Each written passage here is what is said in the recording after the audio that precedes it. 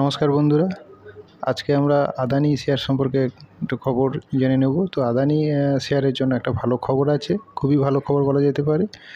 তো যেটা আজকে খবর যেটা আউট হয়েছে, আজকে নয় গতকালই আউট হয়েছে।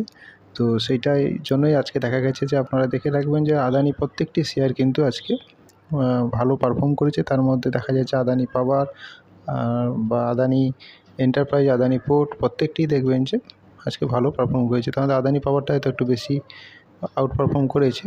তার খবরটা যেটা আপনারা জেনে থাকবেন যে হিন্ডেনবার্গ যেটা এক বছর আগে আপনার আদানির উপরে যে অভিযোগটা এনে করেছিল, তো সেটা দেখা যাচ্ছে সুপ্রিম কোর্ট থেকে তো সেটা খারিজ করে দেওয়া হয়েছিল, কিন্তু সেবির আন্ডারে কিন্তু সেই ব্যাপারটা কিন্তু চলছিল। তো সেবি থেকে গতকাল জানিয়ে দেওয়া হয়েছে যে আদানির কোনো রকম যে সমস্ত অভিযোগ করা হয়েছিল আদানির উপরে, সেটা কোনো রকমভাবে কোনো প্রমাণ হয়নি এবং সেটা আদানি কোম্পানির হয়ে কিন্তু সেবি ক্লিন চিট দিয়েছে। এর ফলে দেখা যাচ্ছে যে আজকে আদানি শেয়ারে কিন্তু একটা ভালো রকমের একটা র্যালি কিন্তু আজকে লক্ষ্য করা গেছে। তবে একটা কথা জেনে রাখা ভালো, আপনারা যারা ইনভেস্ট করছেন, তো এখনই হুট করে ইনভেস্ট করে দেওয়াটা ঠিক হবে না। তার কারণ হচ্ছে এটা অবশ্যই ভালো খবর আদানি কোম্পানির জন্য, কিন্তু তার সাথে সাথে আমি বলে রাখতে চাই যে আদানি শেয়ারের উপরে কিন্তু আরও